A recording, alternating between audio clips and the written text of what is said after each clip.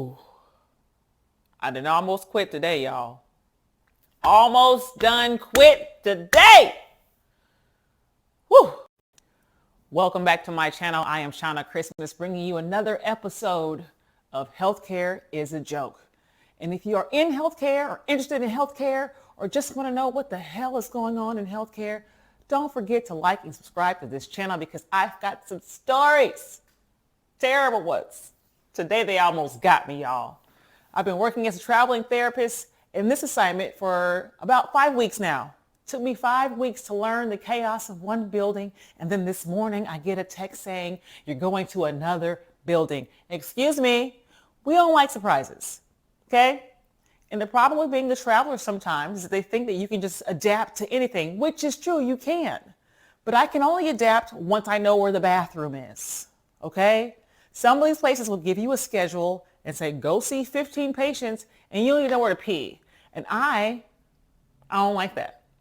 And in this episode, I think we're going to cover ethics. I think we should talk about ethics because ethics, I don't know if we have them anymore.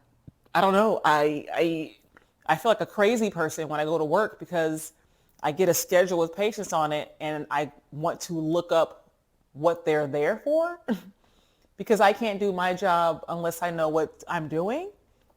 When patients come in for therapy, they get an evaluation by an occupational therapist. I'm an assistant, so I don't do that paperwork, and I'm so glad I don't. But they get seen by a therapist. The therapist will write down goals based off of how they were before they got sick and where they're going when they leave. And it's super important for me to know what that is. Like if you fell, did you break a hip? Did you have a stroke? Do you have Parkinson's? Do you have pneumonia? Do you have COVID? All that stuff is important because it helps me figure out what I'm going to do when I go to therapy. And when you have 15 people, that's going to take some time, okay? And for some people, I guess, I told the guy this morning I want to look my patients up, and he goes, that's a good foundation you have. What do you mean? You mean people just walk in blindly and just go see people? How is that? How do you do that? And is that a question of ethics, or is that just like a question of you being really good at your job? I'm going to guess it's ethics. And also, it's really hard to see 15 people, look at their paperwork, come up with a game plan on what to do, and they're only 30 minutes. And a lot of these buildings have multiple floors, so you're traveling to go see them. So there's a lot of non-productive time going in between. So, in case of ethics, it's so hard for me because I'm so stupid. I'm such a dummy. I want to help. And I went into healthcare because I wanted to help people. And it is quickly becoming a fact that that's not what this is anymore, because there are people doing therapy with your loved ones that aren't even seeing them, but they will go and bill your parents or grandparents' health insurance to say they did. I had a patient today who hasn't progressed. Every week you write a progress note.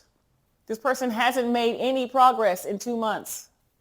Do they change the goal to something else? No. We just keep lying about it. I don't even know what they've been doing. It's my first day over there, and I can't. It's so stressful. You guys have no idea how hard it is being a person who's a good person who wants to help and seeing all the chaos around you and trying to figure out how to navigate that and also do a good job and also not have your license taken away because you're doing something wrong. Because here's the trick, okay? They never tell you in paperwork anywhere to do something unethical. They'll say, be creative. Or, just do the best you can, but also keep going back in there. If a person refuses therapy, back in the day, you'd have to go back 3 times and get 3 refusals. In this system now, you don't have time to keep going back to a person who hates your fucking guts. There is no point in going back in there. And I would like to keep trying, but I'm being crunched for time. And so I get a refusal, I'm not coming back.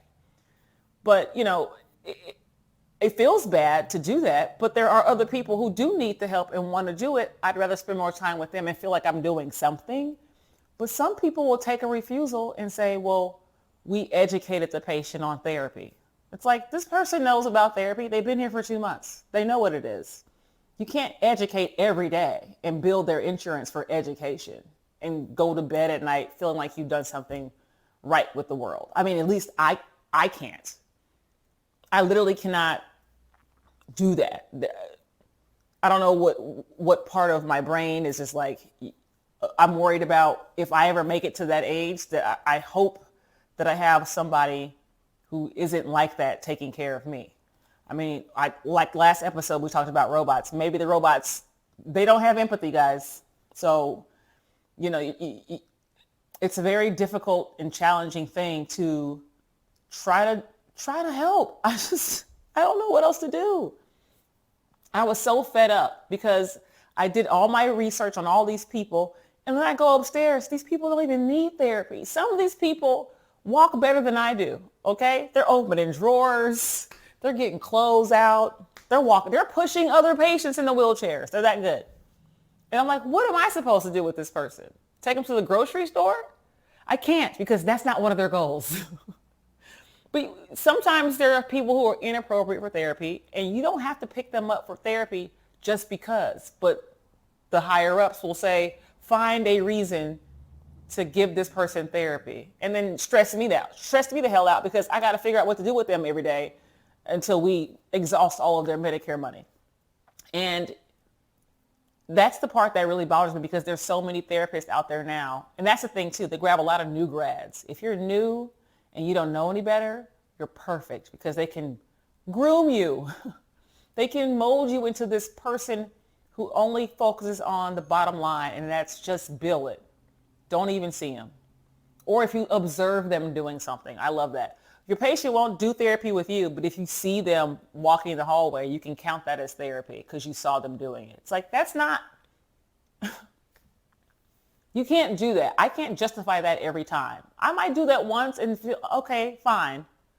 But every day, I don't. But sometimes people aren't even putting that. They're putting down they saw them for the whole 30 or 45 minutes. A big lie, a huge lie. And I just can't get jiggy with that. And I feel like a crazy person because everybody else is doing it. And I'm the only one being like, I'm not doing that. And I said that 3 times today at this new building. And my rehab manager, who runs 10 buildings, was in the room. And I was like, is this my only day here? Because I'm not coming back here tomorrow. And she's like, well, your rehab director says you can come back here tomorrow. And I was like, I am not coming back here tomorrow. If I'm coming back here tomorrow, I'm putting in my notice. Because that's another thing you guys don't know about me. That's another thing you don't know about me. I do not care if you fire me. My car is always packed. I never fully unpack my car when I travel, because I can just get up and go. Work, relationships, all that. Bye. You will come back to an empty apartment, honey. I do not care. If I'm ready to go, don't try me. I behave like a person who's got 2 weeks left before they retire. That's my vibe right now. And I don't even have a 401k. I don't know what I'm going to do when I retire. I don't know. My money's spent. I know what I'm not going to do is this shit. Okay? So people are always shocked when someone says I'm not doing that, because they think I have the fear of not paying a bill or whatever. Just don't pay it. I go back to Vegas, dude. I don't need to be here. You need my help. And so if you want me to stay and do my job, I'm going to do it according to my ethics. I'm going to do the best I can. And if it doesn't meet your productivity standards, by all means, find somebody else to come do it. But you can't. Nobody wants to work here because it sucks. You're stuck with me. And that's my leverage. My leverage is that I'm good at what I do, and you can't find a person to come here and do this work because you suck. So deal with it. And I think that's something we could all look at. And it's not just healthcare. That's the thing. If I don't do something right, someone's life is at stake. If I lie and say I saw a patient and they went to the hospital and died, they're going to be looking at you like, what did you do? How were they behaving when you saw them? And then you got to make them another lie. And now you're going to court. And guess who's not getting you a lawyer? Your rehab company. Your facility is not getting you a lawyer. That's your license. Because they're going to say, we didn't tell you to do that. And so being an ethical person, it's not just for non-monogamy. It's also just for everyday life.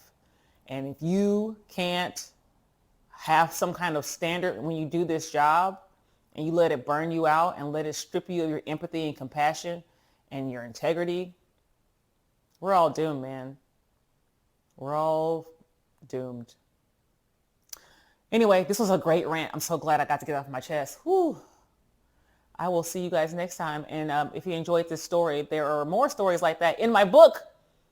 Go to my links in my description and get a copy of my book about my experience as a healthcare worker. It's a little bit more funnier than this, but I'm working on a sequel. So subscribe to this channel, get the book, be a good person, and have some damn ethics. All right? I'll see you next time. Bye.